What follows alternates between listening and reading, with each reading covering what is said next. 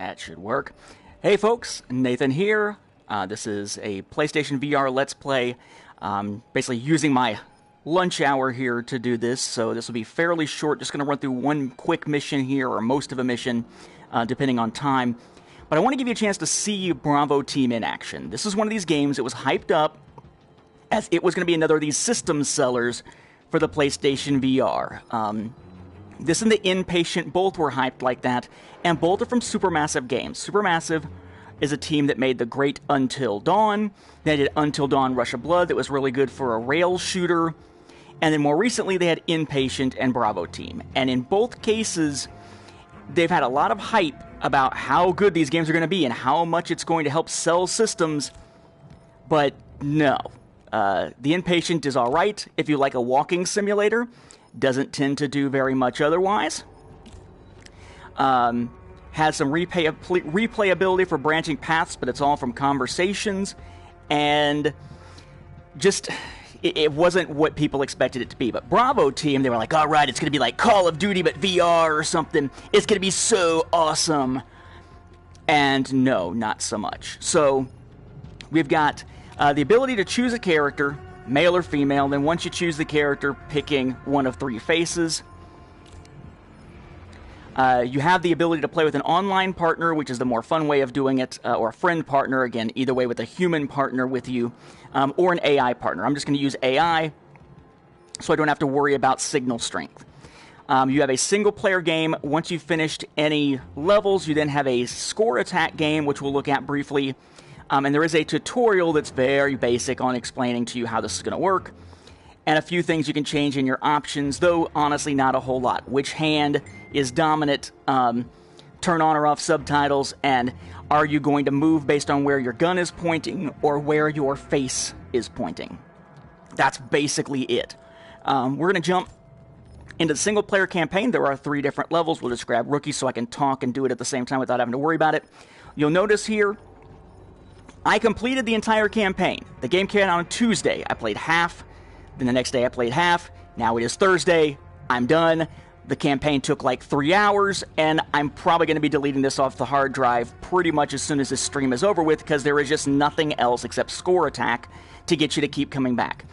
And it is a relatively short game. You have the prologue, the bridge, the alleys, the plaza, the police station, the rooftops, and the palace. It all plays very seamlessly when you're playing it. You don't realize you're moving between levels. But yes, after what feels like you've played basically one level of most shooters, you jump back to the menu and realize, oh, I've just played half the game, basically. We're going to jump to the rooftops, because I believe this is the one place where we'll be able to see all the different weapons available. And there are only 4, so it's not going to be that hard to show them. But 2 of the weapons don't show up in the game at all until the back half of the game. So the first half of the game, you're playing with a fully automatic rifle or a silenced pistol. Get to the back half of the game, that's the first half. Back half of the game, you also get to have a shotgun and a sniper rifle.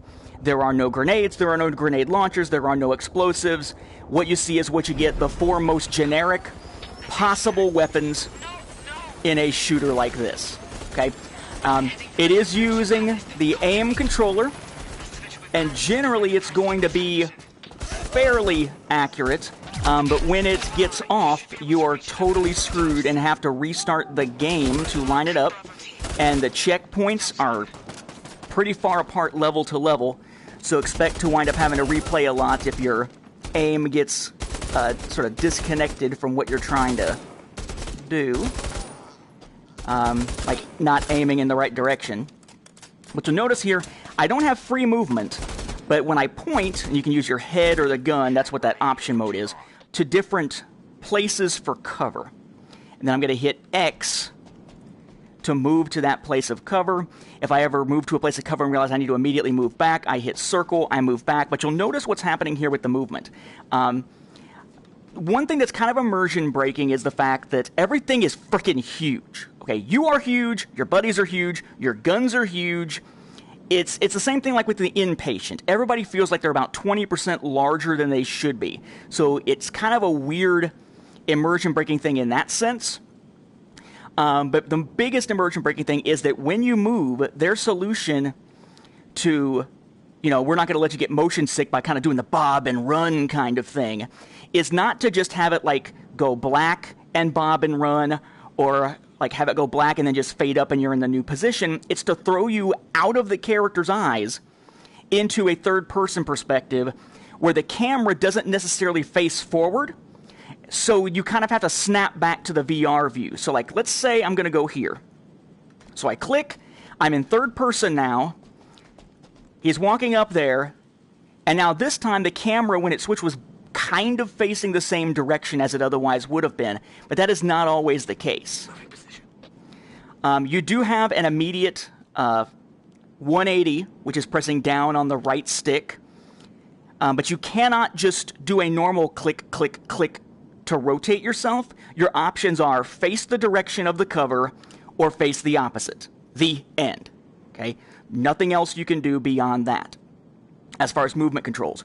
When you're in cover, okay, this is kind of like Time Crisis and stuff like that. You are automatically in cover unless you press L1 to pop yourself out of cover and aim. Sometimes you can aim like this. Sometimes the fact that you are in cover even though your gun is not under cover will cause your gun not to fire. So you can sort of blind fire, sometimes not. Just depends. Collision detection is kind of off as far as that goes. But you can pop up, shoot, pop back down, pop up, shoot, pop back down. Sometimes when you're in cover, you will need to duck physically because usually just being behind cover is not going to be enough to keep them from being able to hit the top of your head. And no, you're not able to basically do this kind of stuff. Like I'm popped up and I can just duck under cover and come back up like this by physically crouching. Because in general, because of the scale, it just doesn't quite work. You're not able to get low enough unless you're actually flat on the ground or something to truly get behind cover. And that would mean holding down the pop me out of cover button the entire time you're playing so that you are facing like this naturally instead of facing like this naturally. Yeah. As far as story goes, stop me if you've heard this one, right? You are a generic soldier whose face will never be seen, and you're part of a convoy, or in a vehicle, or in a truck, or something, and boom, the enemy attacks it when it's supposed to be all clear. You're carrying a high-ranking dignitary, either for your side or for the other side, and when the attack happens, that dignitary is either presumed dead or killed or kidnapped, and now you, as one of the only survivors, have to make your way across the enemy area, fighting a bunch of repetitive waves of generic terrorists or whoever, who in this case speak some version of a Slavic Russian-esque language, because you can't piss off anybody but from an ethnic standpoint, you can't piss off anybody other than like the Russians in that area of the world by having your terrorists come from there. Heaven forbid you're fighting where most of the terrorists that we deal with ever come from. So kind of Eastern European falling apart kind of country type thing that we've seen a million times before. And along the way, you'll find that someone's allegiance isn't exactly what they appeared to be, until finally you have to make a daring escape by getting to the chopper at the end of the game. No bosses, no vehicle fights, no grenades, no turrets. What you see is what you get. 4 weapons. We have our silenced pistol, which at least is nice to have on the side telling you how many there are. Notice that it kind of shakes a little bit. I'm not that shaky, but it does shake a little bit. You hit triangle. You can switch your weapon. You can only carry the 2 at a time. You're going to have your sidearm and whatever big weapon it is. The cool part being that you can pull it up like this and actually look down the sights. Though again, any mild shakiness, like for me, I'm on medication because I just had a tooth pulled out yesterday. That had metal rods holding it into my mouth in the first place, so not pleasant. But I go like this, I'm a little shaky. It translates into a lot of shakiness, so you'll need an extra steady hand in many cases. Again, here we are back to third person. Whee!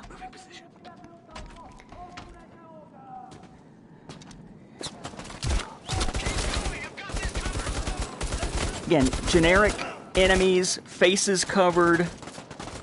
They all kind of look the same if they're carrying the same weapon, right? So all the characters who are carrying Rifles look the same. All the characters. Notice I can't really come around the corner quite as much. I can somewhat, but unlike most VR games where you're able to use cover, you can't go out quite as much as you normally would. And it's like, oh, so all the shotgun guys are going to look like him. All the machine gun guys are going to look the same. Eventually, the snipers are all going to look the same. Again, there will be no bosses, so you're basically fighting the same guy and the same 3 guys and their clones throughout the entire game, wave after wave. I mean, I had extremely high hopes for this game because it was super massive. You know, I figured these are the guys that might be able to pull off a nice VR shooter, because Farpoint was really enjoyable. Arizona Sunshine, really enjoyable, especially once you get into the back half of that game. There are games that use the aim controller very well and give us a technically sound, decent game. But this game, I mean, if this was not VR, I doubt it would have gotten made, because they would have said this checks off so many of the generic military shooter boxes that will be laughed out of the stores. I guess I could switch and do some. So I'm using, you know, I tended, you know, the first half of the game, this is basically the gun options that you've got. You got this one, and you've got your other. And again, I can't turn with the flick of a stick. I could turn like this, point this direction, move into cover, and then move myself to face my TV again when I'm over here. And notice this is cover. This is cover. This is not in cover. This is cover. How is this cover?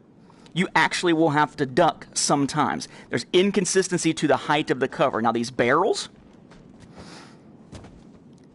the barrel is cover when you're in cover, right? So just don't assume that because it says it's cover like this. I can move to here and I can take cover behind this. Okay, so unless the bullets are going to hit this part, or this part, I'm still going to get shot. Great choice of cover. You can give commands to the other player, to the AI player.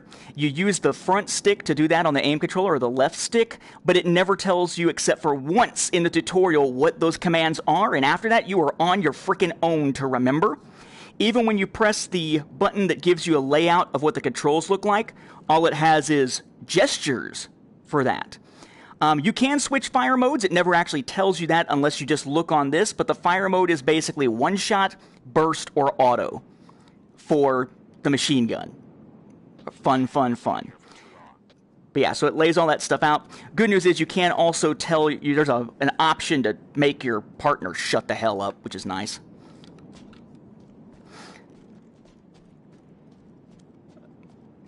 You do have the ability to sometimes do stealth kills. Like I can point to this guy over here, or try to tell that guy to do a stealth kill.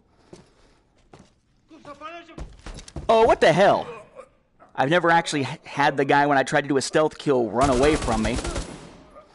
But yeah, the stealth kill is basically you walk up behind them, you grab them, you choke them out. But it jumps into third person for that as well. I'm trying to get back over here so I can get a better angle. You'll notice it's kind of wonky. You're basically you're pointing and clicking. You do have to get your ammo from high. Hey, die. Okay, there we go. Again, look down the sights. You're going to be fairly accurate, but you are going to have to hold it fairly close. It's kind of like the sniper rifle in Farpoint, in that it's not just going to be, oh, I'm going to hold it like this and look down the sights and I'm going to be accurate. It's not going to be quite as accurate unless you're really holding it up closer to your face. And you might say, well, why don't you just throw a grenade back there and kill that guy? Yeah, if this game had grenades, you know, like, at all.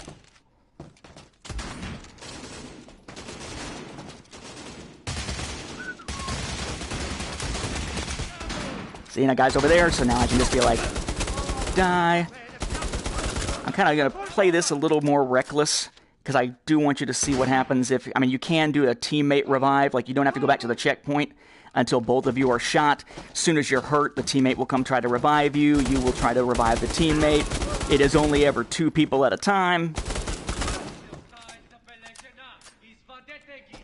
Stop talking that. There's a...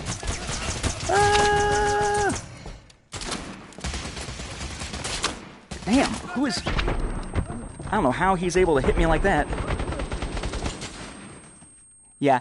Oh, yes, that is the other thing. A lot of times the enemy can still shoot you through walls, which is, you know, fun. Like this guy is somehow able to shoot through all my cover. Where the hell is he? Ah, he's over there. Yeah, very disorienting in terms of the way that the cover, whatchamacallit, the cover snaps work. It takes a little getting used to. I mean, it's disorienting to start with. Every once in a while, you'll still get disoriented. I mean, it's not going to be something that's an ongoing issue. It's just kind of a pain. And, oh, I need to get to that door. And every time you go to a door, you go to the door, it goes into third person. Your character kneels by the door. Then it throws you into VR. And then it's waiting for the other character to finally catch up to you. Then it throws it to this. Again in third person. And generally... it's going in and out of doors where it's going to give you a loading screen. The enemies will keep coming. You are able to move past them and just go to the next area. But they kind of come wave after wave. All right, I believe this is where I'm going to get be able to show you the shotgun again. So you got your pistol.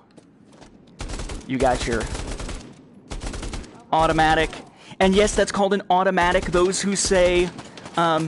we need to ban semi-automatic weapons because no one shown a machine gun are idiots, because that is not what an automatic or semi-automatic weapon is. So I'm behind cover, I pop up, I aim, I fire, I drop back down, I duck my head for real because the cover isn't actually going to cover entirely. Shoot that guy. Also, you'll notice sometimes it's like there's something in front of my face. When you're in cover, a lot of times when you reload, the reload animation is right in front of your face, blocking your view. And there's nothing you can do about that to change the position of the reload animation. Anybody else on top? Nope. Alright, let me show you this shotgun then. Yeah, I've put away the one weapon, now I've got the shotgun. The shotgun, thankfully, is a little more realistic, or a little more powerful than is realistic at range. So you're able to kind of... Anybody else? Anybody else want to negotiate? Point and go. Yeah, like at that range, one shot with the shotgun's gonna kill that guy. I mean, maybe take him, you know, maybe make him bleed, but in most games that'd be like, no, that's way too far away. Nowhere over here I can snap to. Oh, sorry, my friend. I mistook you for a generic bad guy, and it turns out you were a generic good guy. My apologies. And they do this stupid shit, like, we're gonna jump over the, you know, we're not going to actually stay in cover, you know, when we move from place to place. We're just going to put ourselves out there to be shot. Like, a lot of times when you're moving from place to place, especially once you get to the latter half of the game, your character will just act like a friggin' gymnast and jump over shit that puts you directly into the line of fire. Notice how disorienting that little bit of shift is, where it's like, I can sort of see where the bad guys are. Oh no, now I can't anymore. Or it's not as clear. Because I've just switched to one-handed using a shotgun. Not exactly the way it's supposed to work. Like it's the way it snaps your view can be disorienting. And like I can't snap to that edge. I want to face that way. Why can't I snap to that edge? No, I can face that way, or I can face the opposite way. It's like each room has a forward direction and a back direction. There is no facing sideways. Unless you purposely turn your body sideways.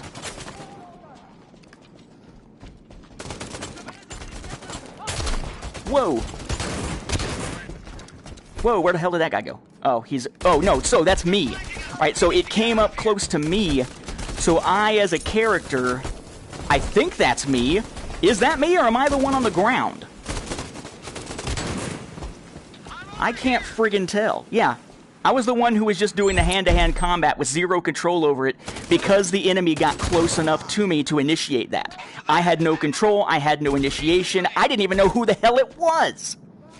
That's how screwy this whole we're gonna move in third person thing is. Again, I had such high hopes, and it turned into such a clusterfuck. I'm just going to run us past this point because I'll be able to show you the other weapon. Again, don't just, like, zip over it or anything, or don't try to go anywhere where there's cover to get around. Just jump and put yourself out there, bro. Alright, now this is where, if it's going to no longer be aligned correctly, it's going to be tough for you. I've seen some reviews talking about how the scope on the sniper rifle gets a bit cloudy.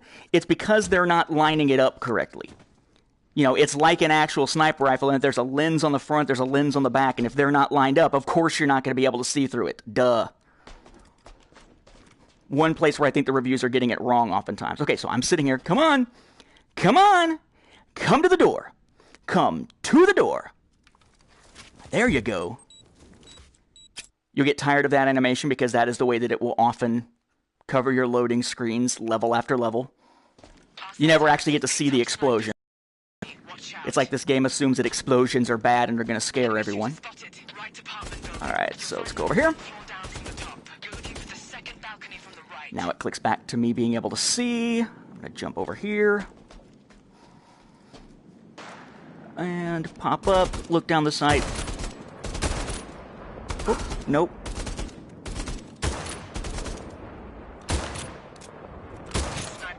There we go. Had it a little too close to my face there, so it wasn't lining up correctly. Come on. Good shot, he's down. Probably the most frustrating piece of the game right here. Just because you have to take these snipers out, and if it gets misaligned, you are simply screwed. Like, that, I'm assuming, should have killed him several times over. You can pop up, aim.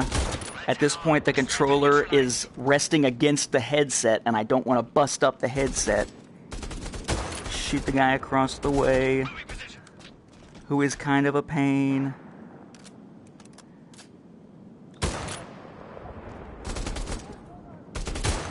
God, I'm having trouble seeing him, because it is somewhat blurry at distance.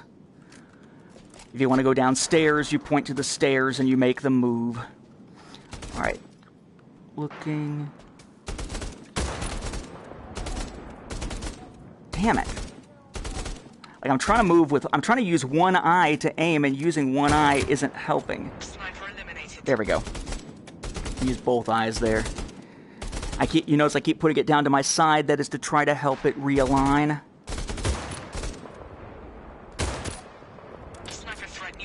Okay, thankfully you don't have to do the sniper thing too much. Unfortunately, I mean, sniper rifles are my jam when it comes to these games. I love playing, like, for instance, with the sniper rifle on, whatchamacallit, on a Farpoint. But it just does not work very well in this context here. Great shot, which basically means you got lucky, because you certainly didn't do that by skill. Eee! You don't even get to experience that in VR. Again, it's all third person for movement.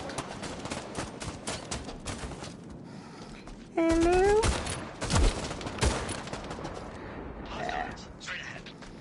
Yeah, and whether I actually go through the rest of this or not, I think you got a pretty good sense of just between what I've said and what you're seeing here, hopefully a decent sense of how generic and yeah, the whole thing is. I mean, again, it should be great. It's a really cool concept. Let's do a military Call of Duty-esque shooter like this. I think actually, okay, so you've seen the shotgun, you've seen the rifle, you've seen the sniper, you've seen the pistol. I'm going to jump out of this and show you score attack. Score attack is really the only thing that is left after you've played the regular game. Okay, you're playing through old levels over again, except it's got kind of a cool arcadey sense to it. I think it's actually probably going to be significantly more fun than the regular game, because the regular game just isn't a whole hell of a lot of fun. It's kind of a slog. It's kill that wave, move up, kill that wave, move up, kill that wave, move up, go through the door. Look, it's a new level. Kill that wave, move up, kill that wave, move up, and so on and so on and so on. In a way that has no set-piece moments, no set-piece encounters, no big events. The biggest events that happen in your surroundings around you is a couple of times seeing a helicopter come overhead. And one point seeing a helicopter crash, but far enough away from you that it's not all that dynamic. So, yeah. Alright, score attack. Yeah, it's score attack. Let's see. What was I doing? Rooftops a second ago? Go ahead and do rooftops again so you can see how the mode differs. Because it'll be the same location. Loading Bravo team. Don't worry, the loading time won't take very long because there's not very much to the game anyway. But yeah, the stealth thing is basically point to someone you can stealth kill and go. Now you'll notice here underneath, there's this little monitor thing. That's going to be what's going to tell me what my score is and my multiplier and stuff like that. So, now this, I think, is just kind of amusing, right? You're shooting them and it's like, look, it's score! Except, I'm standing here with my head half out talking, which probably isn't the best thing to be trying to do. Hey, jackass! Okay, so I guess I haven't actually fallen in score attack yet, so I guess in score attack you just stay down for a second and you come back up. I mean, I like the fact that, again, you're able to pull up the gun like this, you're able to look down the sights and shoot. Very nice mechanic. It's not going to help you really much with the pistol, it's not going to help you with manual reload here. It's not going to help you much with, oh, get the hell away from me. It's not going to help you a whole lot with the shotgun. Notice there's just the multiplier going there.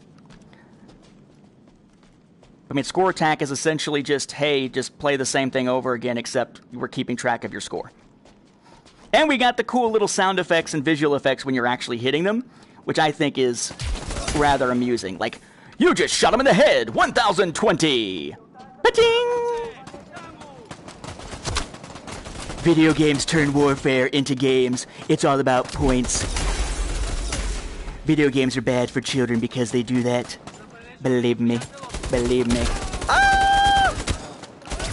Go away!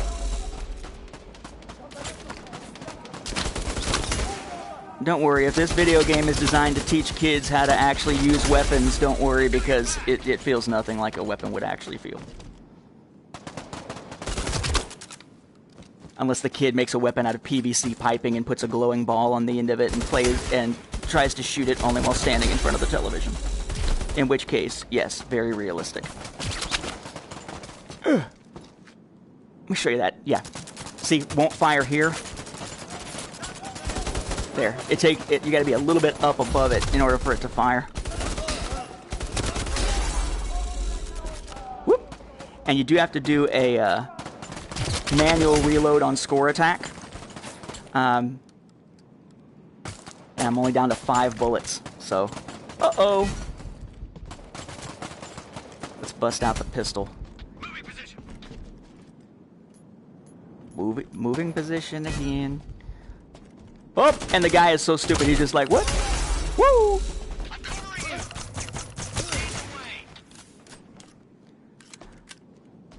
Go, go, go! And you get it, and so on and so on and so on. Okay, so again, yeah, this is Bravo Team. There are medals that you can get, but meh. I mean, do you care? Really? You know, unless you're really out there looking for trophies and whatnot. Some of the medals do tie into trophies, but not all. So, I mean, if you absolutely must have a military-style shooter to use with your aim controller and PSVR, you can drop the $40 on Bravo Team. But it's not going to be at all as deep, as interesting, as fun, as well-designed as one would expect. If you are just looking for a good game to play with your PlayStation aim controller and PlayStation VR, pick up Farpoint, pick up Arizona Sunshine, something like that. Pick up Doom VFR, which is amazing. Don't pick up Bravo Team, unless Bravo Team drops in price quite a bit very soon, or getting the bundle with Bravo Team is the only way you can get the aim controller because they're all sold out of the ones that have, for instance, Farpoint with it.